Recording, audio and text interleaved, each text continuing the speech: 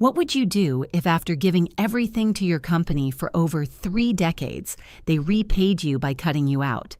27 days before your pension vested. My name is Teresa Langford. I'm 59 years old, and for 31 years, I gave my life my loyalty, my late nights, my peace of mind to Norcross Systems in Denver, Colorado. I started when we were just 12 employees packed into a drafty converted warehouse. No stock options, no executive retreats, just grit code and coffee. I was 28 then, full of ideas and faith in corporate loyalty. Fast forward to the day it all ended with a single sheet of paper. Effective immediately, your position is being eliminated due to restructuring. Sign this by Friday or you get nothing. That's what Brian Kessler said as he slid the severance agreement across the desk, his perfectly manicured fingers flicking the page like it was a menu. The words barely registered. My ears rang. My fingers went cold. 31 years erased in a sentence. I stared at the mahogany desk where I'd negotiated compliance standards for billion-dollar contracts, and now I was expected to go quietly with a pat on the head and 12 weeks' pay. Brian was 39, Harvard MBA, fresh out of a boutique consulting firm with a reputation for streamlining. He'd only been CFO for 8 months, and from day one, he had eyed my department like it was a luxury line item on a spreadsheet he couldn't wait to zero out. "This is purely a business decision," he said, adjusting his designer tie. "Nothing personal." Nothing personal. I gave that company more than half my life. I protected it from federal investigations, regulatory fines, and legal disasters. But Brian, he thought compliance was a buzzword, a department you could fold into legal and forget. He smiled when I didn't argue. That was his mistake. I nodded, once calm. "I understand." "Good," he said. "I appreciate your professionalism. The package is generous under the circumstances. 12 weeks of pay plus unused vacation. 12 weeks versus my full pension insulting. And he knew it. He knew I was 27 days away from vesting. Company policy explicitly protected employees within 30 days of retirement eligibility. I'd written that policy, and yet here I was, terminated with surgical precision. I placed the severance contract in my briefcase and stood slowly. I'll review this carefully. Remember, Friday is the deadline. After that, the offer expires. He said it like a threat. As I walked out of his office past the frosted glass Norcross logo in the lobby, I caught my reflection in the glass doors. Gray hair, navy blazer, practical pumps. To him, I probably looked like every other woman nearing retirement expendable. What he didn't see was the fire he had just ignited. I returned to my office, the 14th floor corner suite I'd held for 8 years. My walls were lined with framed certificates from the DOT, the FAA, the FDA, commendations, awards, the lifeblood of corporate compliance. I'd kept the company clean through 4 mergers and 6 CEOs. I knew where the pressure points were: legal, operational, financial. And I knew something else. This wasn't restructuring. This was an execution, a quiet one. My assistant Patricia knocked on the door. Her face was pale. "Teresa," I just heard. "Is it true?" I nodded. "My position's been eliminated. But you're so close to retirement," she whispered. "Can they even do that?" "Apparently they can." She hesitated in the doorway, her voice dropping. "This doesn't make sense. The Morrison audit is next month. The diet certification is due in 6 weeks. How are they going to manage?" "They'll figure it out," I said, cutting her off gently. But we both knew they wouldn't. Brian had no idea what my department actually did. He saw numbers and headcounts, not relationships, not nuance, not the late-night calls with regulators or the quiet deals I negotiated behind closed doors to keep Norcross out of the news. As I packed my desk, every item felt like a cut, a stress ball from the 2015 audit marathon, a Yellowstone photo of David and me, our anniversary trip before his cancer came back, and Ruth's coffee mug.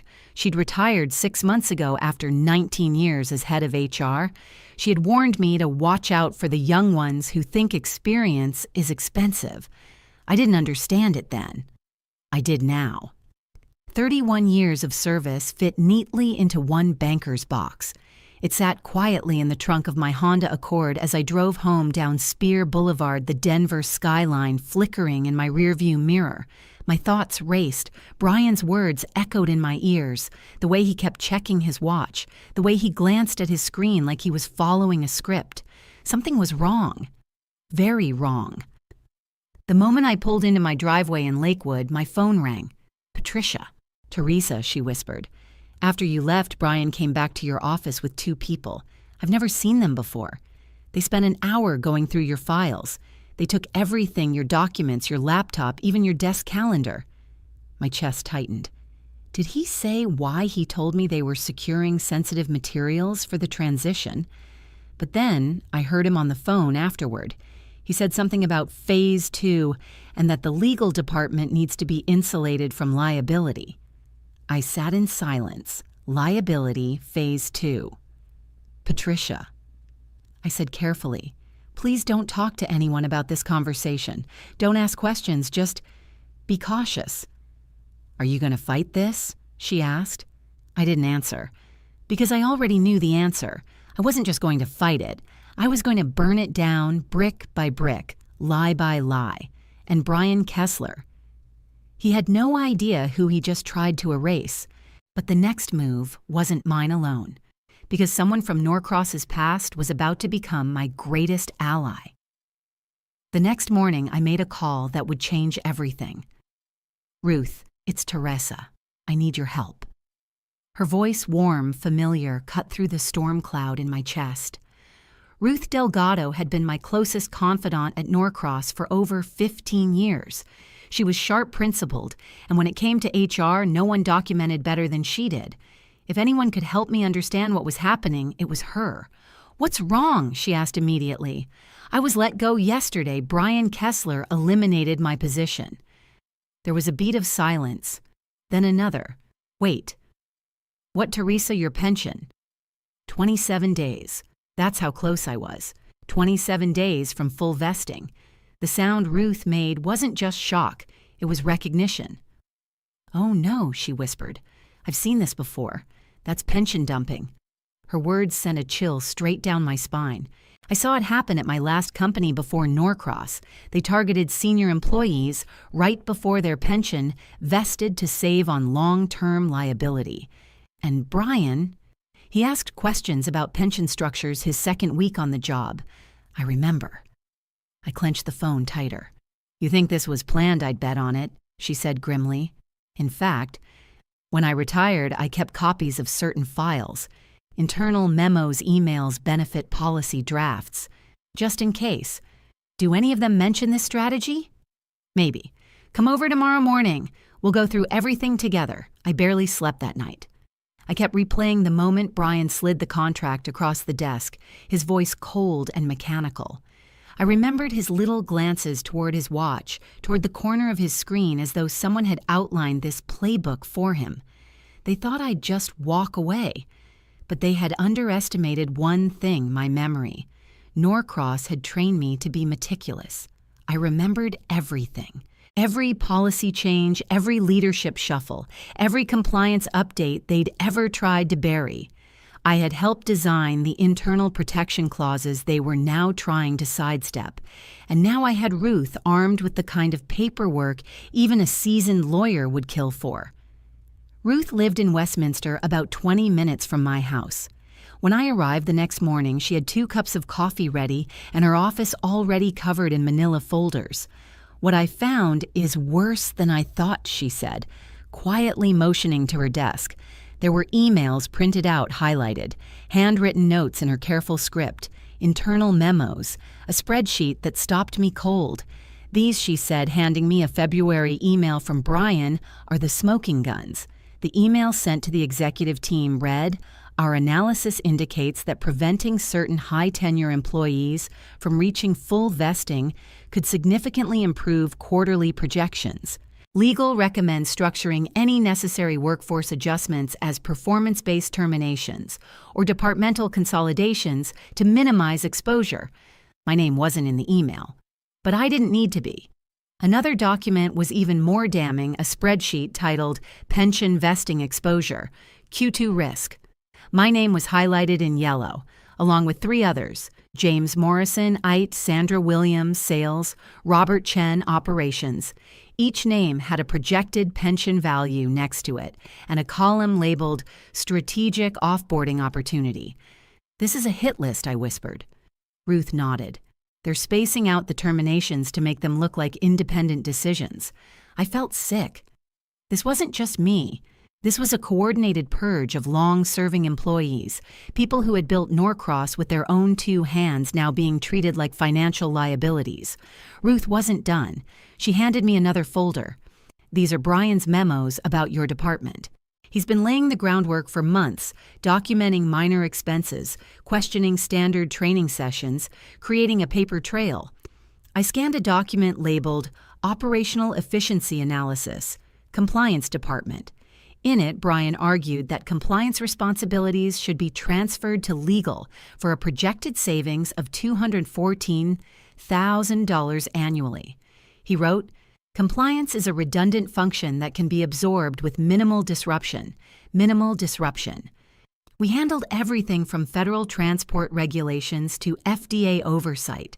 That year alone, we had resolved 3 high-risk audit findings. Without my department, Norcross wouldn't just lose contracts, they'd face 6-figure fines. And now, apparently, they already were. Because as Ruth poured fresh coffee, she added, "Oh, and I spoke to Patricia last night." My heart jumped. She said Brian called an emergency meeting. 3 clients are already questioning why the compliance department vanished just before major certification renewals. I smiled for the first time in 48 hours. A tight, sharp smile. Good. Let the fire, Brian started, begin to eat the foundation. But this wasn't about vengeance anymore. This was about making sure no one else, James, Sandra, Robert, got buried quietly under Brian Kessler's cost-cutting crusade. And as Ruth pulled out a legal pad and began outlining our strategy, I realized something. This was no longer just a comeback story. It was the beginning of a reckoning. Ruth tapped her pen against the yellow legal pad, her mind already 10 steps ahead. "We need to establish 2 things," she said.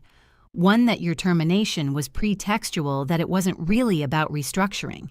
And 2, that this is a pattern, not just a one-off." I nodded slowly, still absorbing the scale of what she'd uncovered. "We have emails," I said. "We have that spreadsheet targeting high-tenure employees." "Right," she replied. "But we also need to prove that your department wasn't just functional, it was essential, and that removing you created actual risk for Norcross." It didn't take long to list examples. I had dozens. Like the software flaw I caught 3 months ago that would have misclassified thousands of freight records, potentially triggering a federal fine. Or the renegotiated hazmat compliance terms that saved our Jacksonville branch $80,000 last year. Every one of those is documented in the quarterly compliance reports I said. Ruth leaned forward. "Do you have copies?" "No, Brian's people took everything. My laptop, my hard copies, even my desk calendar." Her expression darkened. "That might work in our favor." "What do you mean?" "Taking your files could be seen as an attempt to destroy evidence, especially if they were trying to suppress your performance documentation. But I have your last 8 annual reviews in my HR archives. I blinked. All of them." She nodded. "Everyone says exceeds expectations. Not a single warning complaint or performance flag." That's when it hit me. Brian had nothing on me. He hadn't fired me for performance, and he couldn't hide behind numbers anymore. All he had was a spreadsheet and a weak excuse about consolidation, and I had something stronger proof. We spent the rest of the weekend organizing everything Ruth had into binders: emails, performance reviews, memos, benefit policy snapshots, and her handwritten notes from board meetings. Every document painted the same picture. Brian Kessler was orchestrating a quiet campaign to eliminate experienced employees before their pensions vested. He wasn't saving the company, he was gutting it. By Sunday night, our dining room looked like a war room. Ruth moved like a woman half her age, fueled by righteous fury and the thrill of justice. We divided tasks. She would continue combing through her HR archives, and I would contact someone Ruth trusted deeply. His name was David Richardson. A labor attorney with 30 years of experience, David had once helped Ruth's former company take down a similar pension dumping scheme.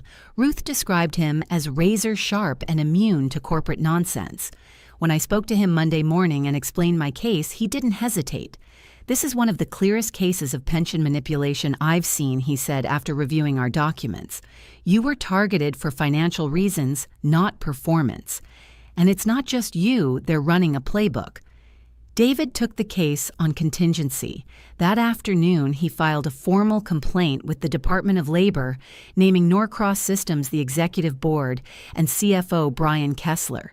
The charge: wrongful termination, age discrimination, and deliberate obstruction of pension eligibility. But the real bomb dropped on Wednesday morning. Channel 7 Denver's local news station ran the story. "Denver-based software company accused of pension fraud" was the headline. The report included anonymous quotes from a retired HR executive and referenced internal documents suggesting Norcross systematically eliminated employees near retirement. They didn't use my name, but viewers could read between the lines. By Thursday, the Denver Post picked it up. Then it spread to industry blogs, HR forums, and compliance watchdog networks. Employment law experts began weighing in. The phone rang constantly. David called again that afternoon. 3 more former employees have contacted me, he said, all fired under similar circumstances within 90 days of pension vesting. One of them was James Morrison from IT. He was let go last week, David told me, exactly 60 days before his vesting date. Then Sandra Williams reached out. She'd just been placed on a performance improvement plan after 12 years of stellar sales. The same pattern, the same script. This was no longer just my fight. This was a class action, and Norcross. They were panicking.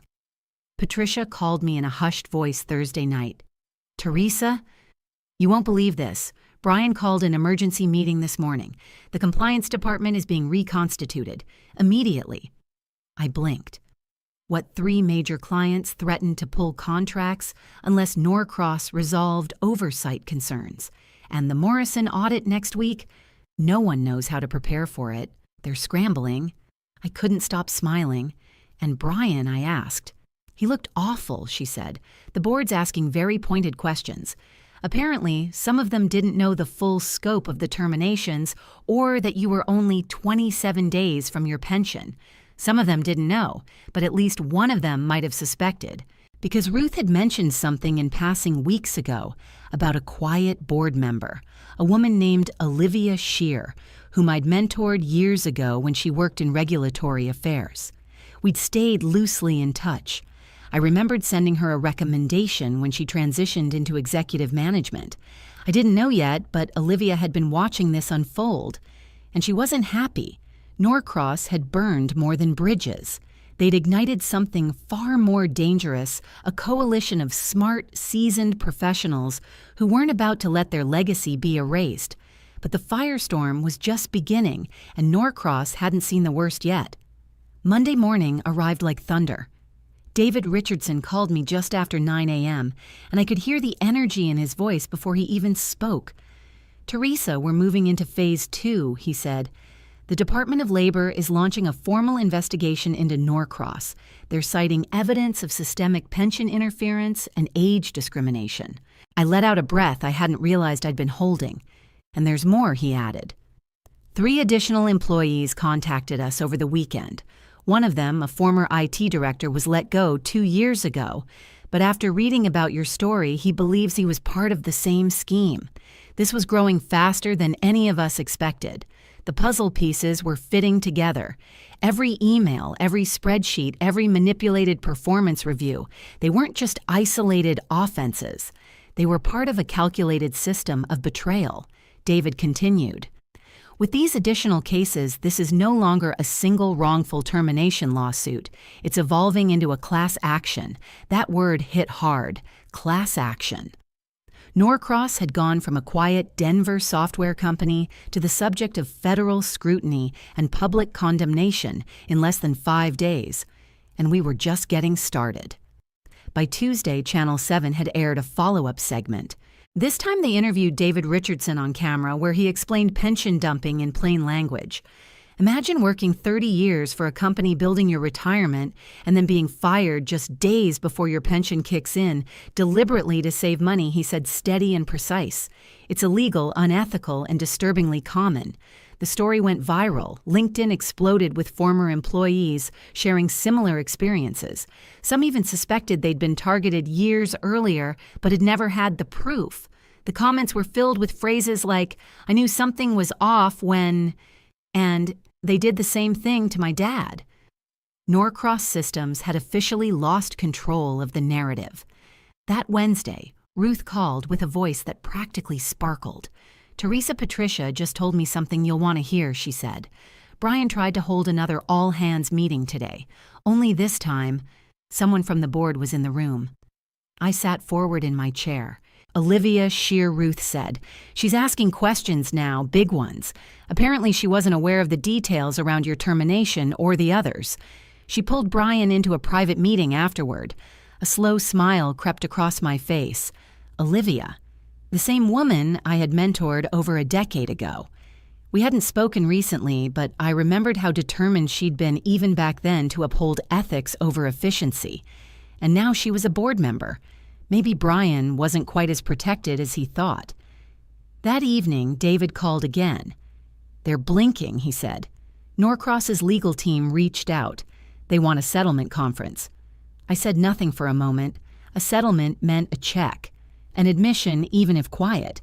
But this wasn't just about money for me anymore. "This isn't just about me," I finally said. "This is about everyone they tried to erase." David paused. "You want to keep the pressure on?" "Yes," I said. "I want truth, and I want it loud." By Thursday, Richardson had filed amendments to the original complaint, officially converting it into a class action suit. And the headlines followed fast. Norcross Systems facing federal investigation for pension fraud. Former employees accuse CFO of systematic age discrimination loyalty exploited. Inside a Denver tech firm's secret termination strategy. But perhaps the most satisfying development came late Friday afternoon, when Patricia forwarded me a confidential email that had been accidentally left visible on the shared compliance inbox. It was from Brian, and it was desperation in digital form. "To all board members, we need to resolve the ongoing legal issue quickly and quietly. The public narrative is getting out of control, and several clients have frozen projects citing reputational risk. The Department of Labor inquiry may take months. We need to consider alternative leadership strategies if we're to regain operational trust." Alternative leadership strategies. Translation. They were considering letting Brian go, the man who had viewed me as a line item, the man who smiled while cutting me off from a lifetime of earned security, the man who believed experience could be replaced by software and spreadsheets. Now he was becoming the very risk he had once claimed to eliminate. And the best part, I hadn't even stepped foot in a courtroom yet. The following week, the tide shifted from storm to reckoning. David called me early Monday morning, his voice steady, almost calm. "Teresa, we've received word. Norcross is requesting an expedited mediation session. Their legal counsel sounded, well, rattled." I raised an eyebrow. "Rattled? They're bleeding clients," he replied. "2 major accounts have officially pulled out. 3 others have frozen payments until the compliance audit backlog is resolved. They're scrambling." I closed my eyes and let that sink in. For 31 years, I had fought to keep Norcross above board, agile, protected, and now the void they had tried to pretend didn't matter was swallowing them whole. David continued, "They've offered a substantial settlement, 7 figures, full pension reinstatement, immediate payout, legal fees, and a public statement acknowledging missteps in restructuring. And the NDA I asked, already knowing the answer. They want it airtight. Gag clause. No admission of wrongdoing, of course. They wanted me to go quietly, again." I looked out the window of my kitchen where the early Colorado light touched the peaks of the Rockies. This house, this life I had built through decades of discipline and dedication. Not flash, not shortcuts, just consistent ethical work. Decline it, I said. We're not finished. David didn't argue. The next day, the Department of Labor subpoenaed Norcross's internal communication records, triggered by the evidence we submitted, and the growing number of former employees speaking out. Sandra Williams joined the class action, officially providing a copy of her doctored performance improvement plan, which her new employer had flagged as suspiciously vague. Then came Robert Chen. His termination 2 months earlier had been masked as departmental redundancy, but his job had quietly been refilled by a contractor within weeks. He had proof screenshots of internal system access logs and a whistleblower contact who'd leaked the temp hire agreement. The class action now had 5 plaintiffs. Brian Kessler was no longer just the face of a cost-saving scheme, he was the architect of corporate rot. Channel 7 ran a third special report. This one was different, investigative. They interviewed legal experts, labor rights advocates, and former Norcross clients. One particularly damning quote stood out. Norcross's downfall is a textbook example of what happens when leadership prioritizes short-term optics over long-term integrity. That week, Patricia called with her voice hushed, but electric. You're not going to believe this. Olivia Shear called an emergency executive board session. The agenda: internal leadership ethics and succession planning. Succession planning. Brian was officially on the chopping block. I think they're about to oust him, she whispered. I couldn't help it. I laughed, not cruelly, but in that breathless, disbelieving way that comes when justice starts to catch up to betrayal. Ruth and I met the next morning over scones and black coffee in her garden. She'd kept working behind the scenes, quietly supporting other ex-employees, offering media context when journalists needed anonymous insights, and even coordinating with a nonprofit dedicated to whistleblower protection. She looked at me across the table and smiled. You realize you've done more than fight back, she said. You've built a blueprint. For everyone who's ever been told to step aside because they're too expensive or past their prime. I nodded, the weight of it finally starting to register. This wasn't just a revenge arc. It was a warning and a way forward. By Thursday, Richardson received the call we'd been waiting for. Norcross's board was offering a New Deal reinstatement of full pension, 7-figure damages, full coverage of legal expenses, and no gag clause. They're scared this will go federal, David explained. They want it closed. Cleanly. And Brian, I asked, resigned, effective immediately. Internal memo says he's pursuing other opportunities. Coward. The man who'd looked me in the eye and told me it was nothing personal was now slipping out the backdoor reputation-shredded name attached to headlines he couldn't spin his way out of. The public statement from Norcross was cautious but telling. We acknowledge that our recent workforce restructuring efforts created unintended consequences for valued long-term employees. We are actively working to improve internal oversight transparency and ethical decision-making. But behind the scenes, I knew what had happened. A silent coup.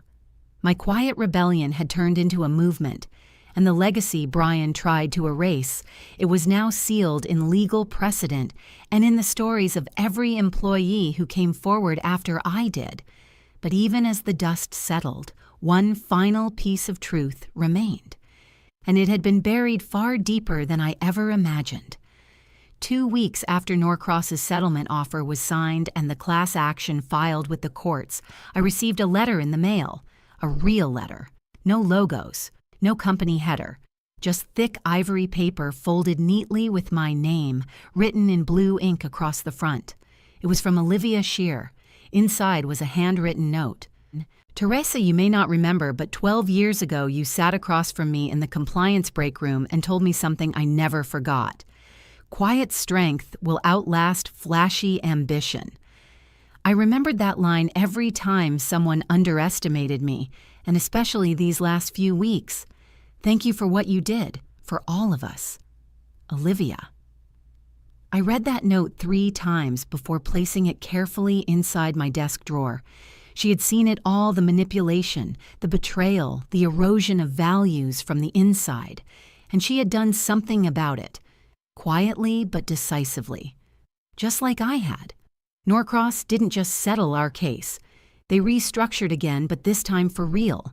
An independent compliance oversight board was created, and all terminations made under Brian's leadership were subject to review. Sandra Williams was offered reinstatement. Robert Chen received a formal apology. James Morrison's family, though still reeling from his job loss, reached out to say thank you for making sure his story mattered. As for Ruth, she's now serving as an advisor for a national nonprofit focused on workplace ethics. She's already helped 2 other former Norcross employees navigate their own legal options. She told me she hasn't felt this purposeful since her early HR days. Me, I didn't go back. When Norcross's board sent a discreet message offering to rehire me as a strategic compliance consultant, I declined. It wasn't bitterness. It was clarity. I had already done what I came to do. Instead, I joined forces with David and Ruth to speak publicly about pension manipulation.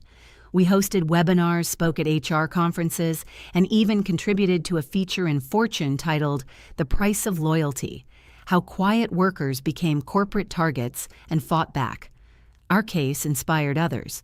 By the end of that year, 3 different companies were under review for similar practices. Legislative proposals were introduced to tighten protections for employees nearing retirement eligibility. A fire had been lit and it wasn't going out. But it was a letter I received in December that brought everything full circle. It came from a junior compliance officer at a startup in Austin. She had followed the Norcross case from day one. Her note ended with this: "I used to think being quiet meant being overlooked. Now I understand it means being underestimated, and that's not a weakness. It's a weapon. Thank you." I cried reading that. Not because I was sad, but because, for the first time in a long time, I felt something bigger than anger or vindication. I felt peace. My name is Teresa Langford. I'm 59 years old. And after 31 years of loyal service, they tried to write me off as an expense. What they didn't realize was that I was never just a number in their ledger. I was the foundation they stood on. And when they tried to pull me out from under them, I didn't just survive, I rose. Have you ever been underestimated by those closest to you or discarded after years of loyalty? Tell your story in the comments. And if you believe in standing up against silent betrayal, like and subscribe. Let's make sure the quiet ones are heard loud and clear.